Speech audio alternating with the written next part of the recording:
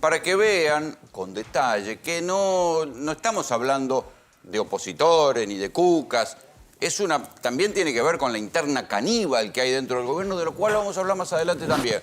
Vamos por este señor, sí, tan famoso Diego esta semana. Españolo, nosotros lo conocemos, venimos trabajando ya desde hace todo el año pasado también con situaciones que se estaban dando en la Agencia de Discapacidad y que veníamos advirtiendo. Pero ¿quién es Diego Españolo? Vamos a recorrer hacia atrás cuando este abogado, dedicado a cuestiones de accidentes, recorría hospitales, eso antes de entrar en la política, en Pilar fue asesor justamente de Carlos Camburian. Ustedes recuerdan, un personaje que tuvo también muchos problemas cuando estuvo en la... Fue un médico mediático durante la pandemia hasta que se supo que estaba imputado por malversación de fondos en el Garrahan. Exactamente. Tal vez haya que pensar si algo de eso no tendrá que ver con la política del gobierno contra el Garrahan. Bien, ¿no? acá hay un dilema. ¿Quién presentó a Diego Españolo con Javier Ahora Milei? nadie lo conoce. Bueno, Guillermo Franco decía, el jefe de gabinete, decía que lo había presentado Victoria Villarruel. Bueno, esa es la versión de Franco. Nosotros tenemos otra que es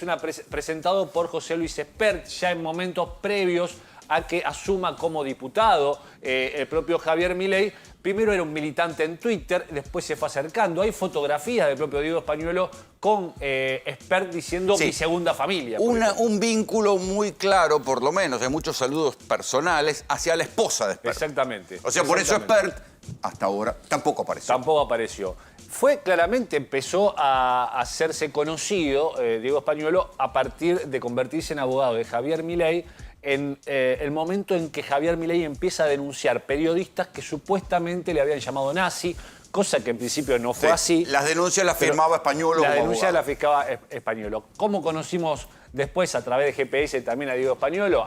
Porque, claro, acá acuérdense que nosotros a lo largo de todo el año pasado y parte de este, insistimos sobre que el ajuste en la Agencia Nacional de Discapacidad venía con ribetes de crueldad.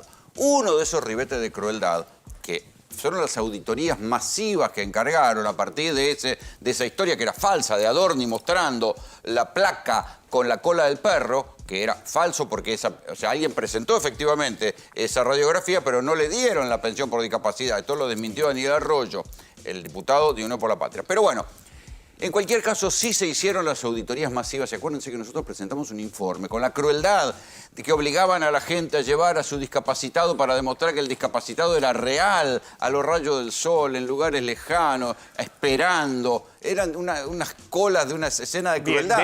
¿Quién las dispuso? Diego Españolo. Claro, porque él, como director de la ANDIS, en realidad su principal objetivo era realizar estas auditorías y ordenar. Ustedes escuchan en los audios que habla de ordenar este problema que había, en donde supuestamente en gestiones anteriores había situaciones como la que finalmente denunció el presidente Javier Milei que estaban ocurriendo durante su gestión. A ver, vamos a perdonarle porque echó a la funcionaria que permitió escribir idiota y todo ese tipo de cosas en un memo interno del ANDIS.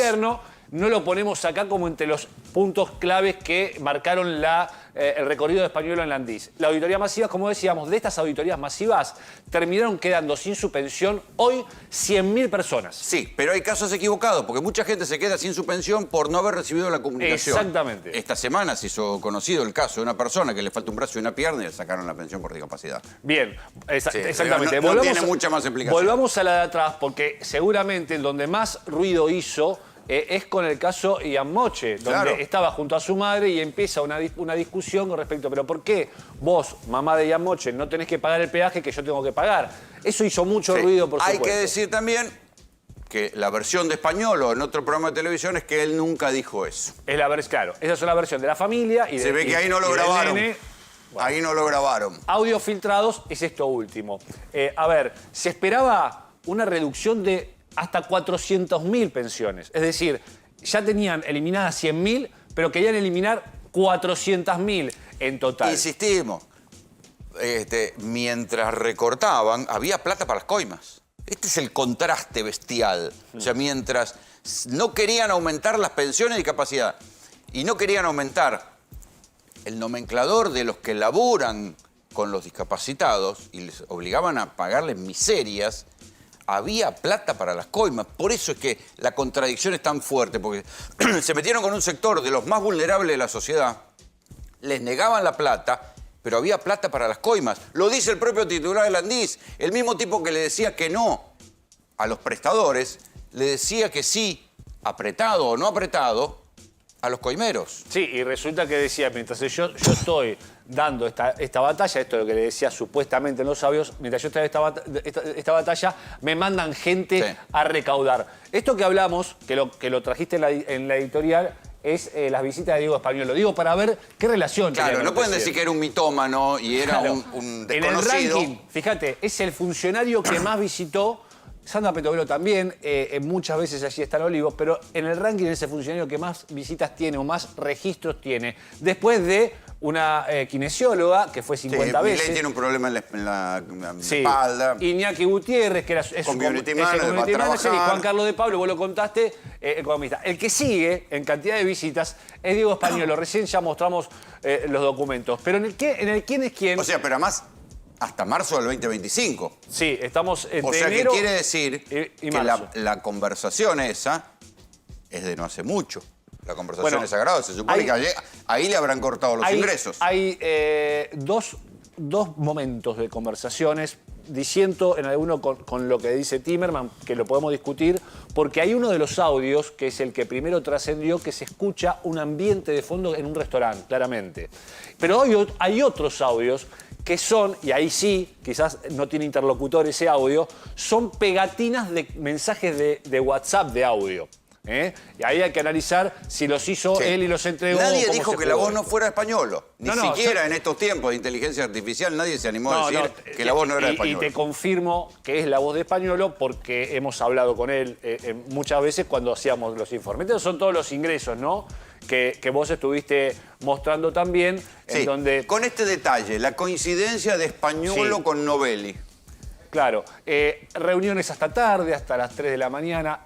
El gobierno en este momento, por ahora, dice a nosotros, Españolo, a Javier Milei, Españolo no le dijo absolutamente nada. ¿Y qué va a decir? Es lo que dice el gobierno. Han pasado por toda... Lo que hay es pánico, porque hasta, evidentemente, no tener qué contienen los teléfonos, supuestamente no entregó la clave, entregó los teléfonos, hay una versión ahí de que quiso salir rápido ahí del country Campo Grande, pero vamos con el otro personaje que aparece acá, en estos audios, es el apuntado, que es un hombre de apellido conocido, que es Lule Menem. El regreso de los 90. El regreso, con todo. No es la primera vez que lo escuchamos. Es hijo de Fátima Menem, que es prima de Carlos y de Eduardo Menem, y es a la vez primo segundo de Martín Menem.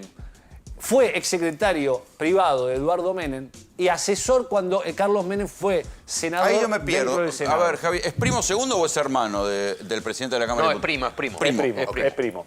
¿Qué hace hoy? Bueno, es el subsecretario, bueno, decía recién, subsecretario de Gestión Institucional, que depende de la Secretaría General de la Presidencia, que es Karina Milei. En la práctica es el 2 de Karina Milei. Exactamente. Y cuando vos hablás con todas las personas que quieran o se están armando listas en diferentes puntos del país, no de la provincia de Buenos Aires, donde todos hablan de Sebastián Pareja, cuando es el interior del país, todos hablan de Lule Menem.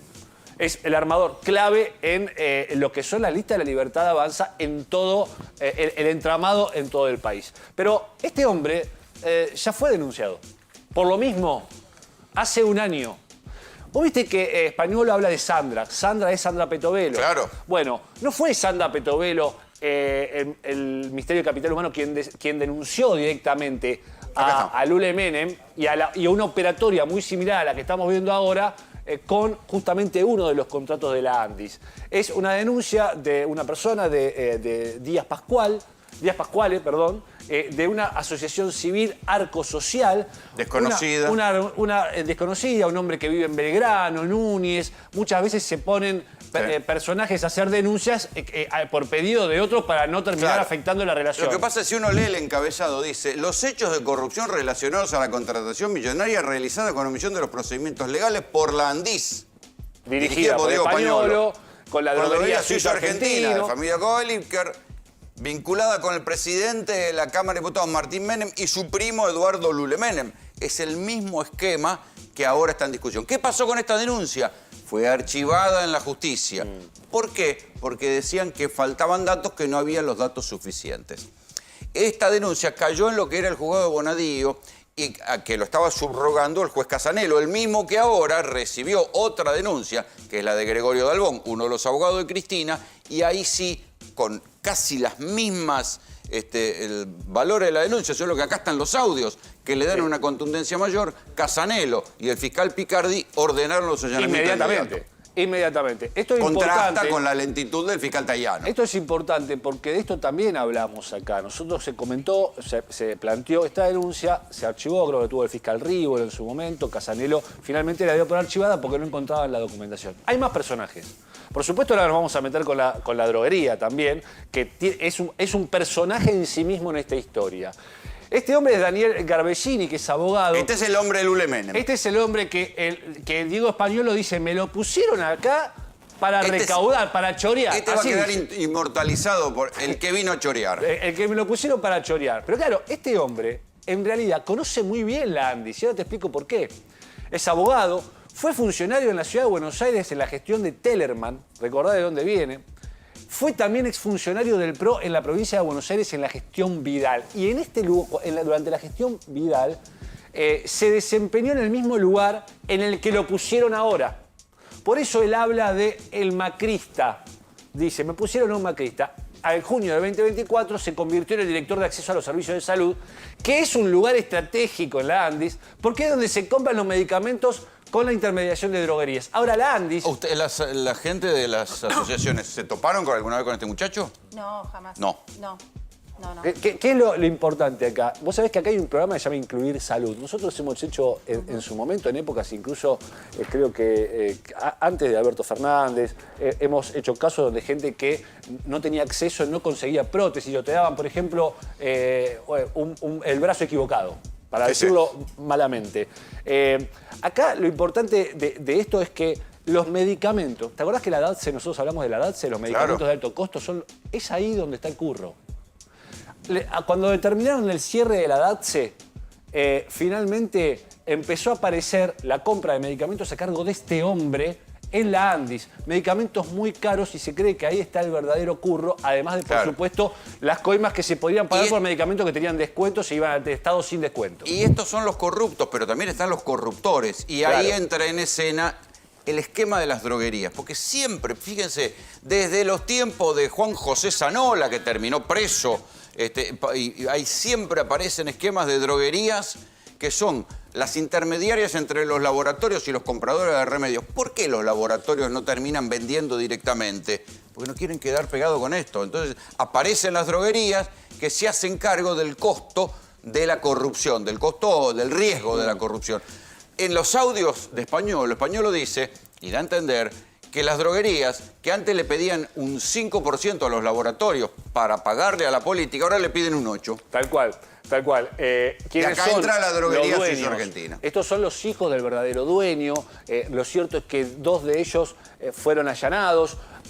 Estamos hablando de Jonathan Covalister y Emanuel Covalister. ¿Tienen contratos con el Estado en la ANDIS? Sí, pero lo tienen con toda la repartición pública. Más de 100.000 millones de pesos en contratos con la administración pública. Hay otra dependencia del Estado Nacional que fue súper ajustada, y vos también la conocés, que es el Hospital Posadas. Sí. Bueno, se acaba de conocer que se hicieron 3 licitaciones en el Hospital Posadas, 3 veces se repitió la licitación, hasta que la ganó ¿quién? La droguería Suizo Argentina, por un monto mucho mayor que lo que se está discutiendo en la ANDIS. Fíjate dónde tenían los mayores contratos, en la ANDIS, en el Ministerio de Defensa, donde creo, si no recuerdo mal, tienen cerca de 50 o 60.000 millones de pesos de contrato anual.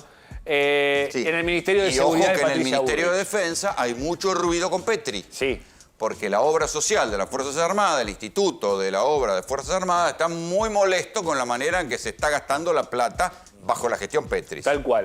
Recordemos recién, los nombres de estas personas los fueron a buscar. Uno termina estando en el vehículo con $266.000. En sobres. En sobres, repartidos en 7 sobres, con escritos el valor de lo que había en cada sobre y además 7 millones de pesos. Jonathan no está. Pero sí, se fue. No está. Se fue. No Y además parece. porque ahí, teléfono para cuando vayan a hacer los próximos allanamientos en barrios cerrados, porque parece que son lugares aparte. Que le avisan al de la entrada La y de la guardia, entrada te la avisa. guardia privada puede detener a una policía en un allanamiento en un barrio cerrado. Mirá que lo que es el poder de los ricos, ¿no? Impresionante. Decirle, no, esperen acá. ¿Cómo? Anda a entrar. Cuando- Resulta que si vos estás sospechado de robar un celular, te tiran la puerta abajo con el coso. Si claro. vos sos un rico, no, ahí esperan Sí. a que la A guardia ver, privada les avise. Para no ser malos, hay una lógica que es, avisan que van a entrar y ahí hay alguien que llama. Claro. Entonces hay un recorrido, ese recorrido en donde supuestamente Pañuelo apretó ese acelerador y donde uno de los Covalister se escapó. Pero en la casa de Covalister que se escapó, encontraron varias cajas fuertes abiertas y cintitas de estas... Las gomitas. elásticas por el piso, señal de que había guita, ahí se la llevaron. Fíjate qué llamativo este personaje, llamémosle esta institución, esta droguería, porque tiene un código de ética. Qué lindo, un código qué de lindo, ética qué lindo. que vos decís, pero... Bueno, si lo hacen, por lo menos cúmplanlo, o por lo menos cúmplanlo a medias. Acá nada. Mirá, Tolerancia cero con respecto a los actos de soborno y corrupción. No estaría sucediendo. no estaría sucediendo según el titular de la ex titular de la Andis. Y fíjate vos cómo le habla a los directivos de cada una de los segmentos, un gerente de compras, por ejemplo, de la Suizo-Argentina, o gerente de ventas, como sujeto alcanzado o directivo de Suizo-Argentina, usted no puede ni debe ofrecer, prometer una ventaja financiera a otro tipo, un tipo que puede ser interpretada como un soborno. Bueno, Claro. todas cosas que evidentemente hay el que código ver de ética... si estas cosas no se escriben para después poder echar a los funcionarios y que terminen siendo fusibles. Sí, pero pará, Pero, pará que acá los que están sí, pegados son ahora los son los propios accionistas, dueños, claro. Son no los son propios- Tiene el 21% de las acciones, Jonathan Covalister, Emanuel tiene muchas menos, pero está clarísimo que es parte son de la misma accionistas, familia no y son accionista de- gerentes.